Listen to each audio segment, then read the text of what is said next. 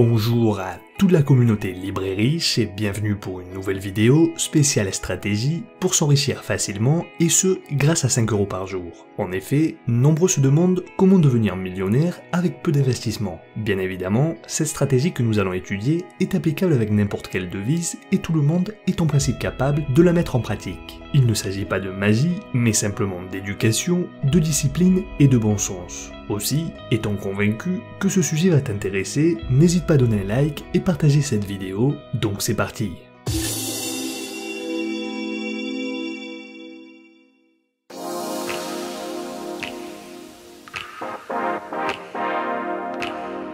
Avant de commencer l'explication de cette méthode, il est important de connaître ces 4 facteurs fondamentaux. Le premier concerne l'ignorance par la majorité de personnes sur la façon de devenir millionnaire. En effet, beaucoup considèrent que seul le travail et l'épargne peuvent permettre d'accéder à ce stade. Bien évidemment, cela est faux. Travailler et épargner toute sa vie n'a jamais rendu riche quiconque. Pour preuve, imaginons que tu épargnes 5 € par jour pendant un an, soit un total de 1825 €, et même sur 100 ans, tu auras un total de 185 500 €. Comme tu peux le voir, on est très loin du million d'euros. Donc comme tu l'auras compris, agir de la sorte n'est pas la solution. Le deuxième élément à prendre en compte, et qui a son importance, est l'inflation, aussi appelée l'impôt des pauvres. Pour reprendre l'exemple précédent, en définitive, au bout d'un siècle, tu n'aurais pas 185 500 €, mais plutôt environ 78 500 €, car si l'on prend en compte l'inflation, alors il te resterait réellement 78 500 €, en espérant que celle-ci ne soit pas supérieure à 2% durant ces 100 ans. En effet, l'inflation grignote peu à peu ton épargne, les prix montent et ton argent perd de la valeur dans le temps.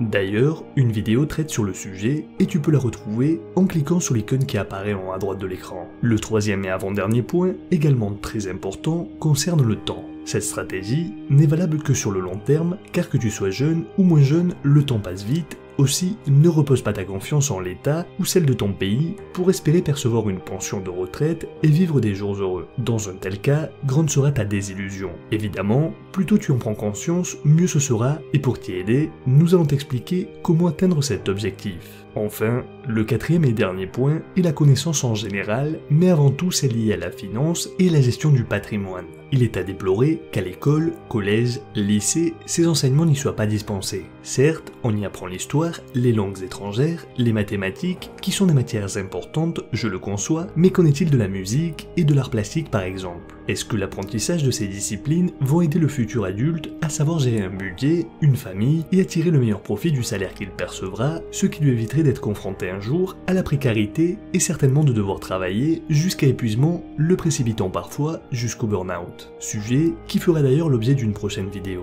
Le futur adulte démarrera dans la vie dans l'ignorance totale et devra trouver des réponses à ces questions, soit par le biais d'un banquier qui n'est pas forcément le meilleur expert, soit par ses propres moyens, comme la lecture, ou mieux encore en faisant partie de la communauté libre et riche. Il en convient donc que cette matière devrait être enseignée obligatoirement, au même titre que celles qui sont élémentaires. Après avoir passé en revue les 4 points essentiels, nous allons entrer dans le vif du sujet par le biais de techniques pratiques. Tu constateras que cette stratégie, basée sur 3 niveaux, est d'une simplicité déconcertante. Aussi, commençons sans plus attendre. Le premier niveau concerne l'épargne. Comme indiqué en introduction, il s'agit d'épargner 5 € par jour, ce qui reste une somme relativement facile à mettre de côté. En effet, si au lieu de faire comme beaucoup de travailleurs qui achètent leur repas du midi à l'extérieur, s'offrent un café à la machine de l'entreprise, une boisson ou encore une friandise ou des paquets de cigarettes, tu épargnais ces sommes qui à première vue restent modestes et abordables. Toutefois, après analyse, tous ces petits frais quotidiens, mis bout à bout, représentent de grosses dépenses mensuelles qui sont considérées comme inutiles. De plus, cela te permettrait non seulement de t'enrichir, mais en plus d'être en bonne santé, en te préparant de bons petits plats sains et équilibrés. En fait, l'astuce est de te payer en priorité, et donc de t'obliger à collecter 5 € par jour, que tu réserveras dans une tirelire et non pas sur un compte bancaire, je le précise bien. Pour te convaincre de t'y tenir, imagine donc que tu as contracté un emprunt auprès de toi-même, et que donc tu dois te rembourser 5 € tous les jours. Le deuxième niveau concerne l'investissement. Le plus judicieux est d'investir ces 5 € journaliers dans un actif financier, comme par exemple un fonds d'investissement indexé sur un des indices américains les plus performants au monde, qui est le SP500. En effet, après sa création en 1923, cet indice, englobant les 500 entreprises les plus puissantes des USA, depuis 1957, n'a cessé de prospérer, comme tu peux le voir à l'écran. La preuve étant, depuis 1960, à ce jour, la rentabilité de cet indice est montée à 10% en moyenne. Il est important de signaler aussi que la tendance haussière du SP500 des 10 dernières années a bénéficié d'un rendement annuel de 13,45% en prenant en compte le réinvestissement des dividendes. Bien évidemment, il faut tenir compte du fait que les années se suivent mais ne se ressemblent pas et que par conséquence, les cours peuvent tantôt monter, tantôt baisser. Aussi, pour rester au plus proche de la réalité, il est impératif de calculer la rentabilité géométrique et non pas arithmétique, comme nous l'avions expliqué lors d'une vidéo précédente que tu peux retrouver en cliquant sur l'icône qui apparaît en haut à droite de l'écran. Par ailleurs, il est nécessaire d'apporter un éclaircissement et mise en garde.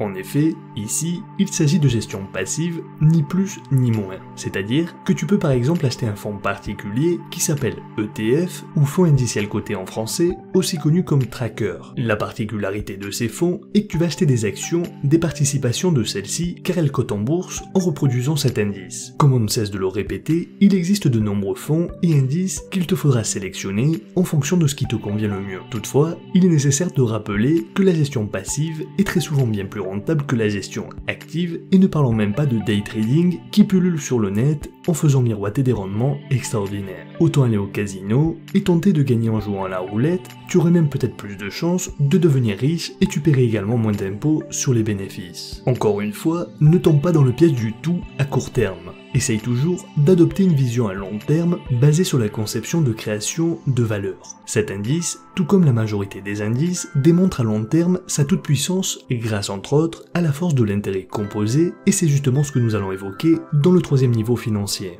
Le troisième et dernier niveau financier fait référence aux précieux enseignements d'Albert Einstein concernant ce qu'il considérait comme étant la force la plus puissante de l'univers pour qualifier l'intérêt composé. Aussi, c'est la raison pour laquelle nous allons te faire partager les conseils avisés de cet homme ingénieux en t'expliquant comment investir tes 5 € quotidiens en les rentabilisant grâce à celui-ci. Pour faire simple, l'intérêt composé correspond à un rendement annuel la plupart du temps, mais il peut tout aussi bien s'agir de semaines, mois, trimestres, on parle alors de période. Donc je m'explique. Imaginons que tu possèdes un capital de départ sur lequel est calculé des intérêts, dans le cas où tu as choisi cette périodicité et qui viennent s'ajouter à ton capital initial que nous appellerons numéro 1 par rapport à la première année. L'année suivante, la deuxième année numéro 2, seront calculés de nouveaux intérêts, mais l'avantage de l'intérêt composé est que non seulement ils seront calculés en fonction du capital initial numéro 1, mais aussi sur l'année numéro 2, dont le montant annuel tient compte de l'augmentation et ainsi de suite pour les années suivantes. Donc tous les ans, les intérêts générés sont ajoutés au capital initial pour produire de nouveaux intérêts. On dit aussi qu'ils sont capitalisés. Ces intérêts vont également être calculés sur le capital initial, les intérêts déjà produits, mais également sur les apports périodiques. Aussi, l'objectif ici va être d'investir ces 5 € par jour ou 1825 € par an à un intérêt de 8% par exemple. Nous réduisons volontairement la rentabilité du SP500 afin de ne pas être trop optimiste, et dans le cas où la rentabilité est supérieure à 8%, eh bien tu auras la joie de gagner davantage. Désormais, nous laissons cet argent durant 50 ans en épargne. Tu penseras certainement que 50 ans c'est long, soit. Il est effectif que c'est une longue période. Toutefois, que représente 5 € par jour ? N'est-il pas préférable finalement de placer cette petite somme dérisoire à un taux et stratégie imparable plutôt que d'avoir à les dépenser inutilement? Comme tu le vois actuellement à l'écran, tu aurais environ, à l'issue de la date butoir, presque 1 132 000 €, c'est-à-dire plus d'1 million d'euros avec seulement 5 € par jour. Pour illustrer la magie de l'intérêt composé, nous allons utiliser ce graphique afin que tu comprennes la différence entre l'épargne sans intérêt composé et l'épargne avec intérêt composé. Comme tu peux le voir, en seulement 10 ans, en faisant des apports journaliers de 5 € mais sans les investir, l'on aurait presque 20 000 €, tandis qu'en les investissant et bénéficiant de l'intérêt composé, l'on aurait 30 000 €, soit 10 000 € supplémentaires. Par ailleurs, plus les années passent et plus la différence est importante, puisque en 20 ans, l'on a 40 000 € en épargne pure, mais 90 000 € en épargne investie régulièrement. Au bout de 40 ans, 74 000 € contre plus d'un demi-million, et enfin au bout de 50 ans, 100 000 € pour celui qui épargne simplement, contre plus d'1 million de côté pour celui qui épargne et investit. Ici, les chiffres valent mieux que long discours. En définitive, il te faut connaître 3 principes de base en vue d'appliquer cette stratégie. Il est évident qu'il y aura des mois où tu ne pourrais pas investir, des mois où le cours de l'ETF serait trop élevé pour ton apport mensuel. Dans un tel cas, tu pourrais éventuellement investir tous les 3 mois ou 6 mois la quantité cumulée durant ce laps de temps afin de pouvoir désormais acheter les actions des ETF au prix correspondant. Le plus important étant de le faire de manière périodique et régulière. Ensuite, ne vends jamais, mais réinvestis plutôt les bénéfices. Ne cesse pas d'acheter, et ce, peu importe le cours. Il est préférable que tu le regardes lorsque tu démarres, mais par la suite, oublie presque qu'il existe. Enfin, ne change jamais le montant de tes apports. Tu dois être constant et suivre un plan rigoureux, comme nous venons de le voir. À présent, voyons comment accélérer ce processus. Le premier niveau concerne l'épargne. Comme indiqué en introduction,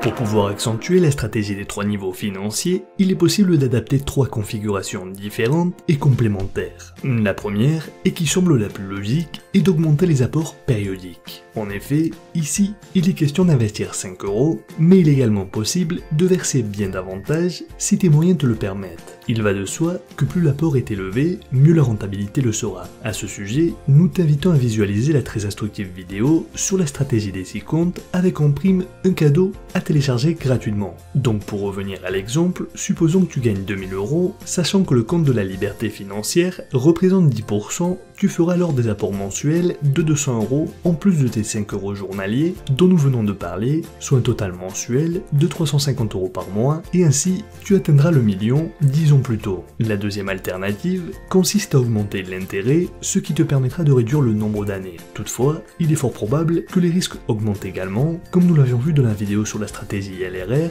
avec le triangle de la fortune que nous te recommandons également de regarder et que tu peux retrouver en cliquant sur l'icône qui apparaît en haut à droite de l'écran. Enfin, le troisième conseil, qui est très important, est de choisir le bon moment pour engager des apports périodiques. En effet, une fois les versements programmés, il te faudra respecter cet échéancier indépendamment des fluctuations du cours car on vise le long terme. Toutefois, la somme de départ sera déterminante selon qu'on investit quand les prix sont historiquement hauts, auquel cas la rentabilité sera plus faible que si tu achètes lorsque les prix sont bas et où la rentabilité est plus élevée. Actuellement, les cours boursiers seraient des niveaux historiquement hauts et acheter à cette occasion n'est pas le plus judicieux. Voilà. C'est tout pour aujourd'hui, j'espère que cette vidéo t'a plu. Nous pourrions faire une vidéo spécialement dédiée aux ETF si cela t'intéresse, afin que tu puisses comprendre leur fonctionnement. Si tu souhaites donner ton opinion ou nous proposer des thèmes qui t'intéressent, n'hésite pas à nous le faire savoir dans les commentaires. Comme tu le sais, nous les lisons tous et nous nous ferons un plaisir d'y répondre. N'hésite pas à donner un like et t'abonner à la chaîne, et surtout, très important, active la cloche pour être le premier informé lorsqu'une nouvelle vidéo est publiée. Je te dis à très vite pour une nouvelle vidéo. Souviens-toi que l'on reste en contact sur Facebook et Instagram, et rappelle-toi que la différence entre ce que tu es et ce que tu veux être réside dans ce que tu fais. Deviens libre et riche.